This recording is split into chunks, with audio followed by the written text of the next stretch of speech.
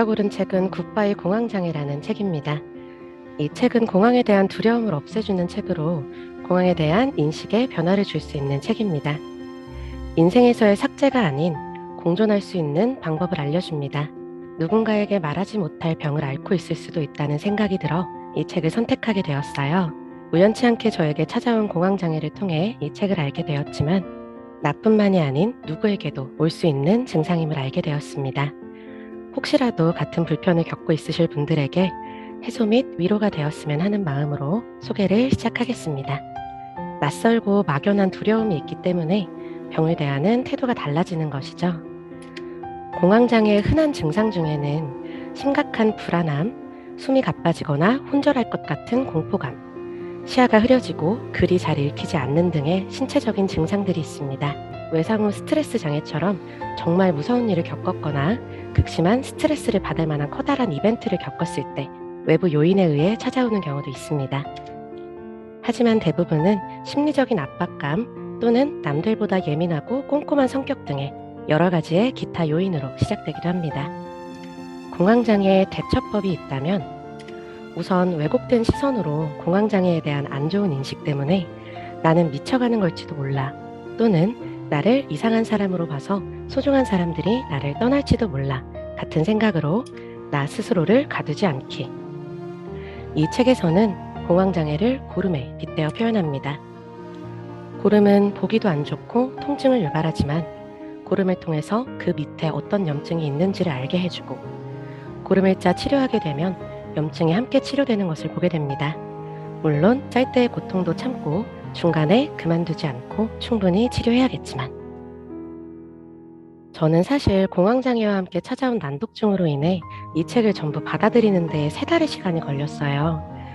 이 책을 읽고 공감하고 앞으로 제가 극복을 위해 무엇을 할 수 있는지에 대해 생각할 수 있는 계기가 되어 비블리오 배틀이라는 프로그램에도 도전하게 되었습니다. 영영 나아지지 않을 것만 같던 증상들이 용기를 얻음으로써 점차 극복이 되는 것을 느끼며 이 마음을 여러분께 함께 나누고 싶었습니다.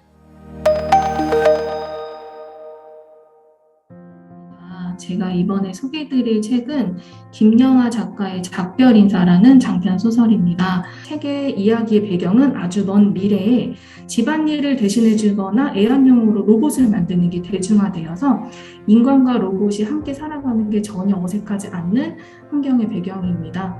로봇을 만드는 기업의 연구원이 인간과 아주 동일한 비슷한 로봇을 만들어서 함께 살고 있는데요. 본인은 인간처럼 생각을 하고 똑같이 피도 흘리고 똑같이 모든 걸 느낄 수 있지만 촉각도 느낄 수 있지만 본인은 인간이 아니라 로봇이기 때문에 인간이 가질 수 있는 건 똑같은 걸 모두 다 가질 수는 없어요. 결국에는 인간처럼 살게 되는 걸 택합니다. 그 와중에 삶과 죽음 그리고 살게 되면서 주변인들과 만남과 헤어짐을 통해서 인간이 겪게 되는 감정들을 모두 똑같이 겪게 됩니다. 이 책에서는 삶과 죽음 그리고 주변인들과의 만남과 이별을 로봇을 통해서 그려나갔지만 이것을 인간으로 대입해도 전혀 어색하지 않을 정도로 저는 좀 공감이 많이 됐고요. 또 로봇을 만들어서 같이 살고 있다가 필요가 없어지면 버려지는 이 과정을 통해서 지금 우리 사회에서 좀 대두되고 있는 반려견 사회의 문제도 저는 조금 더 느끼게 됐고요. 그래서 마음이 좀 아팠던 읽으면서 그런 기억도 있었습니다. 태어나는 것은 내 의지가 아니고 우리는 또 무덤덤하게 받아들이면서 또 죽음을 또 맞이하게 됩니다. 그리고 죽음 또한 또 갑자기 찾아오게 되죠. 하지만 피할 수는 없어요. 또 우리가 살게 되면서 알게 되는 인연들도 만남이 있으면 너무나 당연하게 이별도 경험하게 됩니다. 아마 그렇기 때문에 이 책에서는 많은 욕심을 내지 말고 우리 주변인들을 좀 소중함을 느끼고 내가 가지고 있는 것에 대해 좀 중요성을 깨닫게 해주는 그 목적이 있지 않았나 싶습니다. 이렇게 책을 읽고 영화를 보고 여러분들에게 제가 느낀 점을 말씀을 드리고 이런 모든 부분이 우리가 인간이기 때문에 느낄 수 있고 경험할 수 있는 특권이라고 저는 생각을 해요. 그렇기 때문에 모두들 주변인들이나 내가 가지고 있는 것의 소중함을 잃지 않았으면 좋겠다는 그런 생각이 들었습니다. 이상입니다.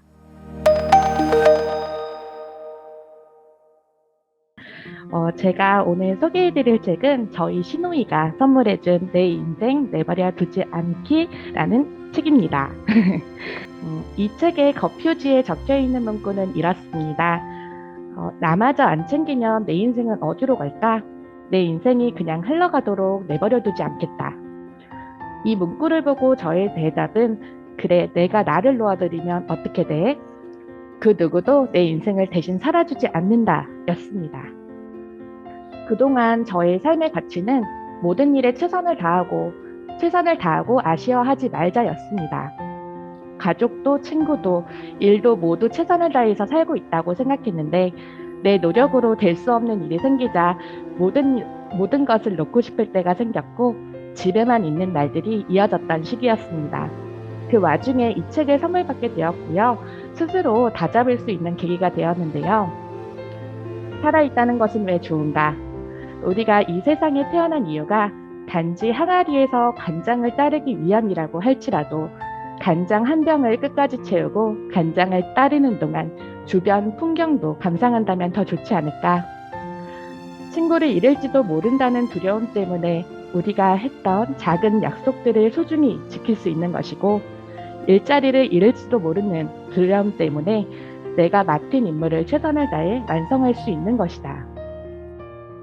좋은 사람을 만나지 못할까봐 두려워 어제보다 더 나은 내가 되려는 것이고 사랑을 놓칠까봐 두려워 진심으로 사랑하는 법을 배우는 것이다. 그리고 사람이 언젠간 죽는다는 것을 알기 때문에 내게 주어진 매일을 더욱 소중하게 보낼 수 있다. 선정한 구간에 대해서 제가 깨달은 것은 모든 사람들은 크고 작은 두려움 때문에 더 나은 행동과 임무를 꾸준히 수행하고 있구나. 그것들이 모여 행복이 되고 사랑이 되는구나 였습니다. 혹시 저와 같이 최근에 너무 힘들었던 경험이 있으셨을까요? 아니면 살면서 스스로의 자괴감에 빠져 자존감이 많이 내려갔던 경험이 있었을까요? 마음이 너무 힘든 일들은 여러분에게 살짝 스치고 넘어가는 가벼운 일들이기를 이 기회를 빌어서 진심으로 바라봅니다. 혹여라도 주변에 여러 많은 일들로 힘든 시기를 겪고 계신 분들이 계신다면 이 책을 꼭 추천드리고 싶습니다. 먼저 비브리오 배틀을 통해서 여러 센터에 계신 동료분들과 이렇게 이야기를 나눌 수 있는 기회를 주셔서 정말 감사하다는 인사를 먼저 드리고 싶고요. 저는 고등학교 때까지는 다이어리에 작은 코멘트로 하루 일과를 정리를 했던 것 같습니다. 아마 어릴 때는 거의 숙제로 강제성을 띄어서 일기를 많이들 써보셨을 거예요.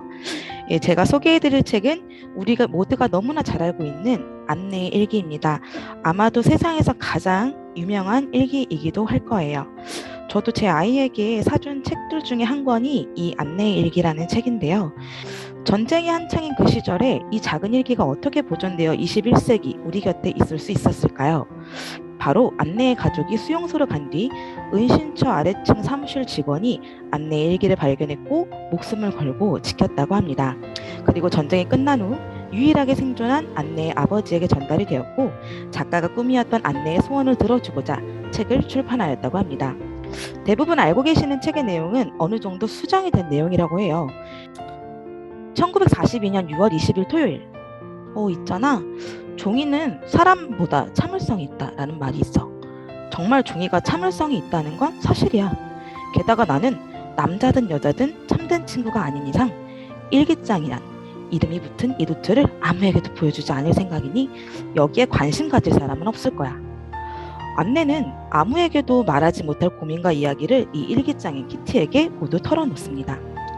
우리도 누군가에게 내 마음을 솔직히 이야기할 진정한 친구가 몇 명이나 있을까요?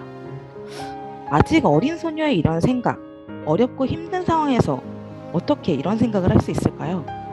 여러분은 하늘을 자주 보시나요? 아마 TCK에서 사무실 천장만 가장 많이 보는 게 저희들일 거예요. 힘들어서 고개 들려도 형광등이고 에어컨일 거고요. 한 번쯤 하늘을 올려다보는 기회를 가져보시길 바라겠고요. 주어진 시간에 늘 최선을 다하고 늘 감사하게 사랑하는 저와 여러분이 되시길 바라겠습니다. 행복해지는 것은 어렵지 않습니다. 오늘도 퇴근 잘하시고요. 고생하셨습니다.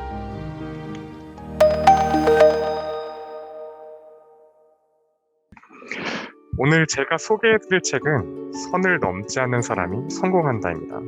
제가 이 책을 선정한 이유는 지난번 비블리오 배틀의 소설을 가지고 왔다가 반응이 그렇게 좋진 않아서, 그래서 그럼 또 뭐가 있을까 하며 찾아보다가 이 책을 발견하게 됐습니다.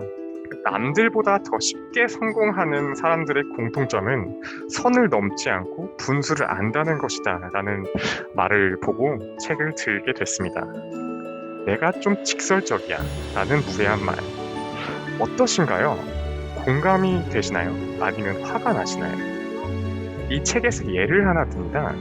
이제 막 아이를 출산한 지인의 집에 놀러가 부모 둘 다 인물이 출중한데 아이는 누구를 닮았는지 모르겠다 라고요.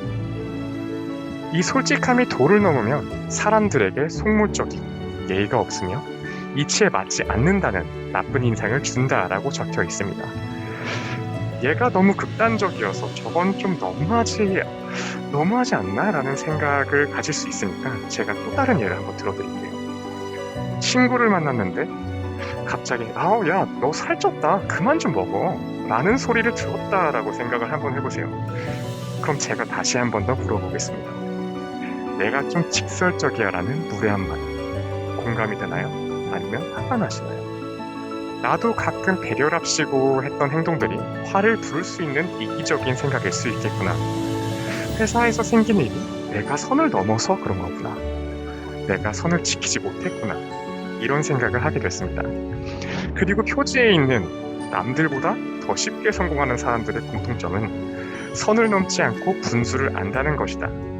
에 있는 성공은 돈이 아닌 사람 관계 간의 성공이구나라는 생각이 들었습니다. 제가 이 책을 한마디로 설명을 하자면 이 책 선 넘네입니다. 아마 모든 분들이 이 책을 읽으신다면 한 번쯤은 내 자신이 한 행동을 마주할 거라고 생각을 합니다. 그 상황을 남이 말해주면 부끄럽고 반성을 할 기회가 주어지죠. 하지만 이 책은 그 잘못들을 너무 직설적으로 지적을 하기에 너도 선 넘었어 라고 말을 한번 해봅니다. 여러분들도 한번 읽어보시는 거를 적극 추천드리고, 저처럼 다 읽고 책을 덮었을 때 내 자신을 한번 돌아보고 난 후에 저자에게 선 넘네 라는 말 한 번씩 부탁드리겠습니다. 감사합니다.